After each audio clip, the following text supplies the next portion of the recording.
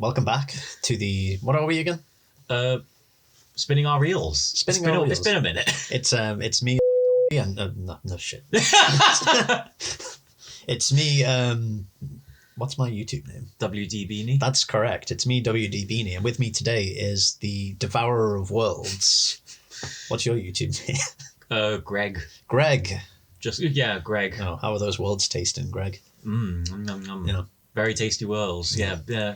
It helps when you're tasting worlds to be way bigger than a world, I find. Yeah. Are you way bigger than a world? I was in lockdown, I'll tell you that much. Jesus. We did a video back in January about our most anticipated movies of this year. Yeah. My number one was Transformers: Rise of the Beasts. Which probably comes as a bit of a shock to a lot of people. Does that what does that say more about you or 2023? I think absolutely more about me. Oh, okay, fair enough. 2023 looks to be a pretty strong year for like hype material. Yeah, okay, yeah. But I just cannot get enough of them robots, baby. Yeah. Speaking of robots, I did see Plane. Oh, did you? Yeah. Are there robots in Plane? There's a plane in Plane. That's a machine. I get it. Surprising. I have questions. Surprising lack of planes in Planes, to be honest with you. Because it's about the plane crashing, and then they're just on the island, That's right? the first act, though. Yeah. So. That's like calling Star Wars Tatooine. Yeah. Right. Yeah. So. Anyway, Gerard Butler shoots a lot of guns. I'm sure he does. Yes. Yeah. You're gonna have to narrow it down. You're describing like 28 different Gerard Butler movies.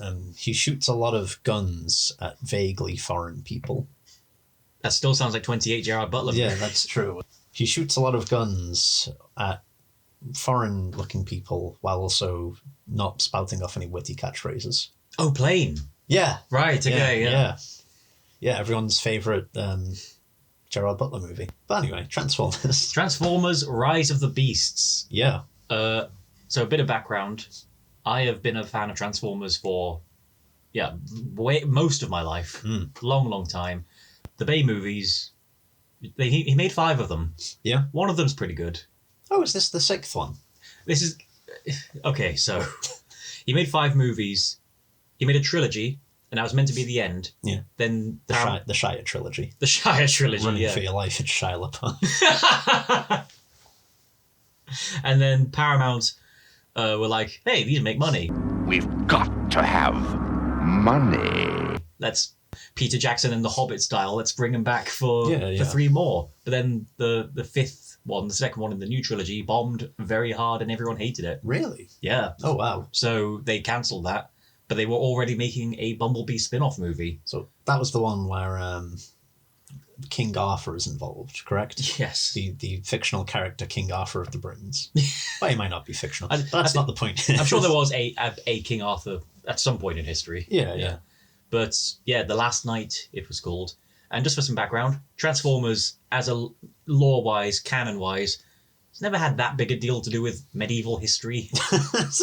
Well, the space robots fighting on a cybernetic planet don't have a lot to do with the Dark Age of humanity. Incredibly, no. Wow. I don't remember any piece of the lore where they have a big sword that can shrink down for a human to wield it. And that human is, the titular Last Night and played by Mark Wahlberg. God, really? Sounds insane when you say it out loud. So, we just watched the trailer. Yep. So this is the newest trailer. Came out. So the teaser came out in December. Almost 5 months later, this new trailer comes out. Yeah. Yeah. Jesus. Long time. And the movie comes out in like less than a month. Yeah, it comes out in June. Yeah. So it's just shy of 2 months. Yeah. Well, at least we know what we're watching in June. But Yeah, well, exactly. Yeah, and like I messaged this to you when I sent you the trailer, but I am gonna be insufferable when I watch this film. So, it's a weirdly structured trailer because this is the first in a trilogy, correct? It is, yeah. And we're getting Unicron, who is a planet-eating robot demon. Pretty much, yeah. Is he a demon, or is he just like? So the Fallen is like Lucifer, isn't he? Yes. And so Unicron is more like just a black hole, essentially. Yeah, like so the Fallen was like one of the original 13 Primes, the original Transformers. And he was the Judas, essentially. Right, yeah. And Unicron is basically... in Transformers, you basically have God and Satan. And Sure you do. Why not?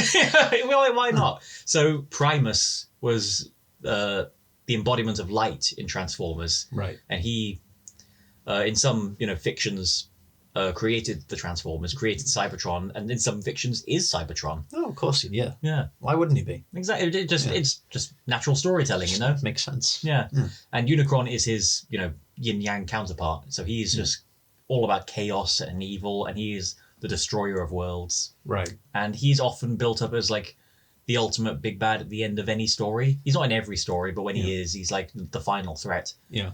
And yeah, here he is in movie 1 of 3. Revealed in the first 40 seconds. I like how in the first 20 or 30 seconds you just see a black cloud over the city. Yeah. And I was convinced, they're doing the Fantastic Four fart cloud. That was such a weird trope of Hollywood. Like, if there's any ultimate evil, just make him a cloud.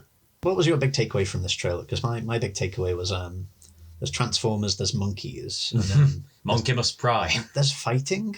There's a lot of fighting. And Optimus Prime started talking about coming. Let them come. Let them come. Let them come.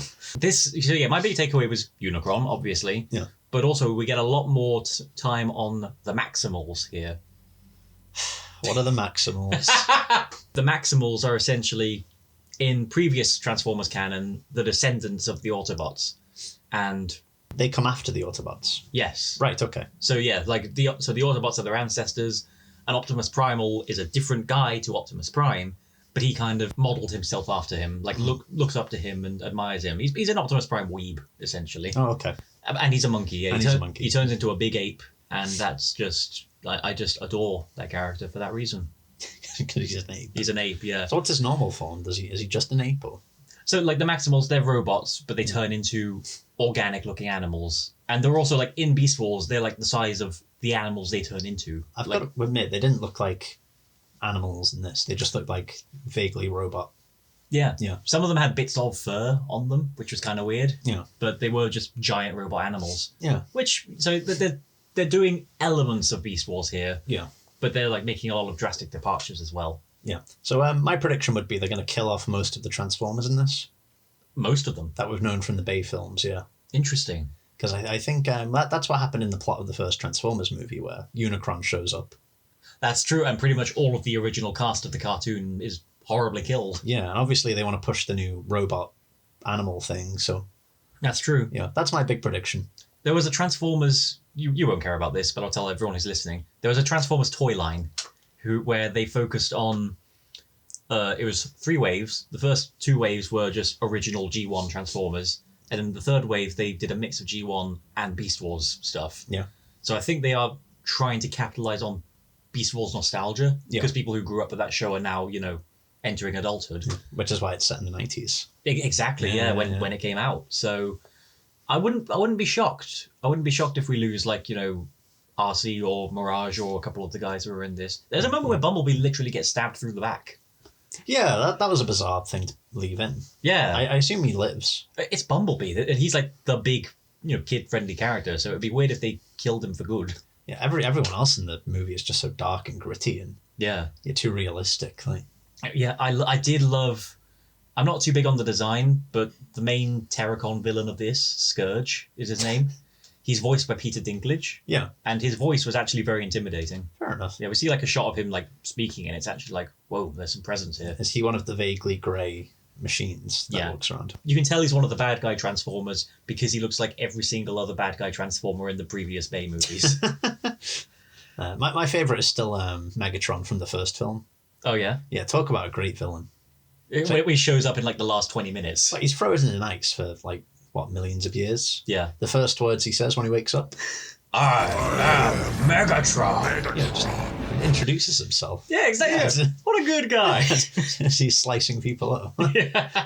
When he's killed in the third movie and then brought back in the fourth one as Galvatron, Yeah. you're gonna shit your pants at what his first words are. I am Galvatron! Running theme then. Yeah. Yeah.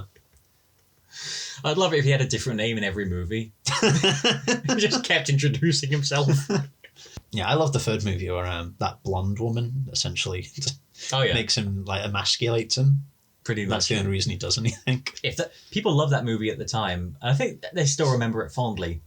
But if that came out today, there'd be a lot of like, oh, Transformers has gone woke. Megatron listens to a woman. I like how you're talking like the old Decepticon from Transformers 2 as well. Yeah. Megatron is a woman.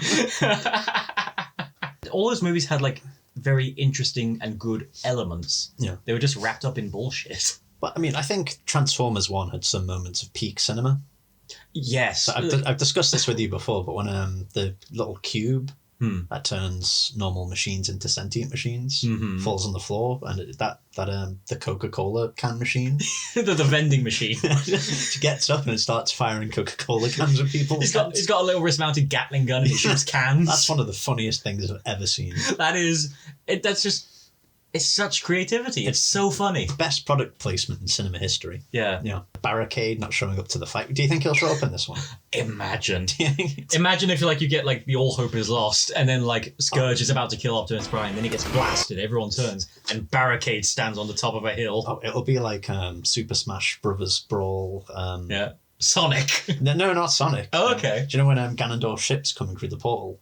Yeah, All the heroes are like, oh shit, and then Kirby comes out and slices it in half. But it's Barricade. Yeah, it's a barricade in his car full. Miraculously not killed as a police car goes through his giant alien ship. Yes. Yeah. One of my hesitations about this movie, Rise of the Beast, we'll get back to Rise of the Beast. Yeah, that's what we were talking about. Weren't we? One of my hesitations about it, and about Bumblebee had kind of the same problem as well. It's like they're trying to branch off into a brand new path, but they're also trying to stick to elements from the Bay movies. Yeah, that's like because it's set in 1994. Like, what's the continuity here? I mean, in all of the movies Bay directed, there was no continuity. Like, Cybertron was portaled into Earth's atmosphere in the third movie, but then destroyed. But then in the fifth movie, Cybertron is already off in far space and is approaching Earth again and is not destroyed.